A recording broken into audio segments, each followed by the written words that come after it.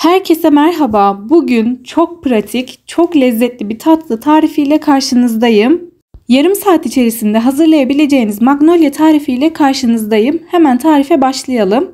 Uygun bir tencerenin içerisine 2 yemek kaşığı un, 3 yemek kaşığı nişastayı alıyoruz. Üzerine 1 su bardağı şeker ilave ediyoruz arkadaşlar, ama isterseniz benim gibi de 1 su bardağından bir parmak eksik olacak şekilde de ilave edebilirsiniz. Şekerli kısmı size kalmış yani. Bir yumurta sarısını ilave ediyorum ve karıştırmaya başlıyorum. Kuru malzemelerim güzelce birbirine karışsın diye önce sütünü eklemeden karıştırıyorum. Daha sonra da topak topak olmaması için sütü yavaş yavaş ilave ediyorum, karıştırıyorum. Bu arada ocağımızın altını açmıyoruz. Ocakta değil yani tencerem. Gördüğünüz gibi sütünü azar azar ilave ediyorum ve karıştırıyorum ki topaklık olmasın. Toplamda da 1 litre süt kullanıyorum. Kuru malzemelerim eriyip bütünleşene kadar arkadaşlar sütün içerisinde karıştırmaya devam ediyorum. Bütün sütü ekledikten sonra da tenceremi ocağa alıyorum ve karıştırmaya devam ediyorum. Kaynayana kadar karıştıracağız arkadaşlar. Karıştırmazsak eğer dibi tutar ve yanık görüntüsü oluşturur. Bunu da istemeyiz. Gördüğünüz gibi bütün sütü ilave ediyorum ve ardından ocağa alıyorum tencereyi. Kaynayana kadar da karıştırmaya devam edeceğim.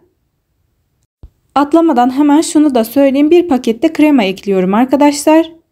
Dilerseniz bunu eklemek zorunda değilsiniz. Ama Magnolia'ya da ayrı bir tat veriyor. Eklemenizi de tavsiye ederim. Evde krema olmadığı zamanlar arkadaşlar eklemeden de yapıyorum. O da gayet güzel oluyor.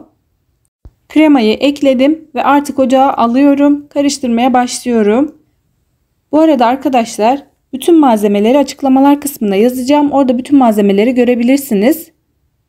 Görüyorsunuz kenarlardan yavaş yavaş pişmeye başladı. Daha tok bir görüntüsü var. O sulu kıvam gitti ve pişmeye başladı. Bakın kaynadı yavaştan.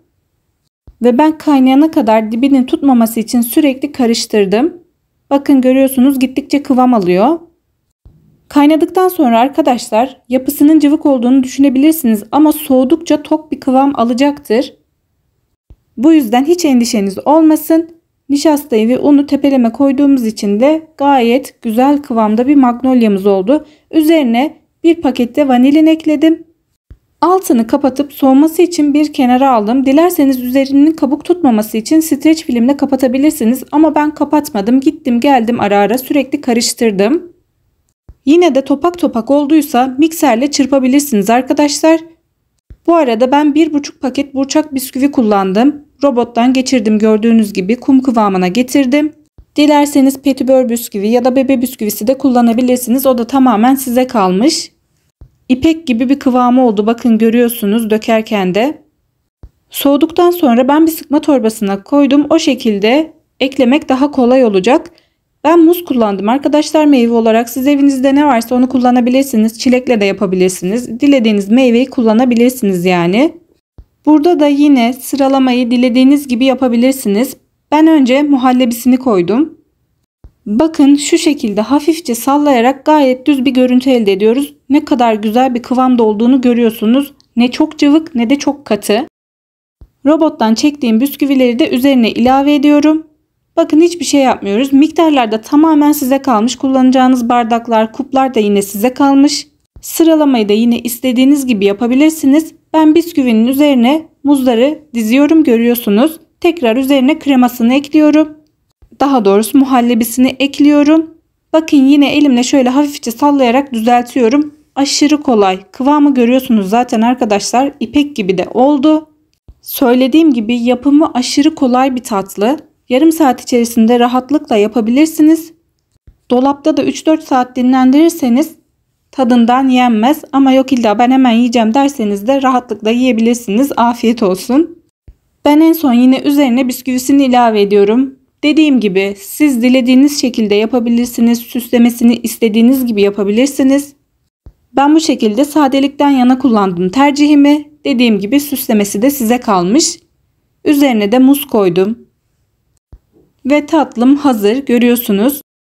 Çok fazla emek harcamadan çok güzel, çok lezzetli bir tatlı yaptım. Aniden gelen misafirlerinize onlar varken bile yapabileceğiniz kadar kolay bir tatlı arkadaşlar. Alternatif şekilde yapabileceğiniz, içeriğini değiştirebileceğiniz çok rahat bir tatlı. İsterseniz kakaolu yapabilirsiniz. Dilediğiniz malzemeyi kullanabilirsiniz. Size de rahatlıkla yapabileceğiniz şekilde videoyu çektim. Görüyorsunuz, tatlım hazır. Bu şekilde 5 kup artı bir kase çıktı. Bayağı da bereketli bir tatlı. Hiç böyle uğraşmak istemezseniz büyük bir kasenin içerisinde de sırasıyla dizebilirsiniz. O şekilde de çok rahat oluyor. Tatlının güzelliğini, muhallebisinin ipeksi kıvamını gördünüz. Deneyecek olanlara şimdiden afiyet olsun. Lütfen yorum yapmayı ve hype puanı vermeyi unutmayın. Herkese iyi günler.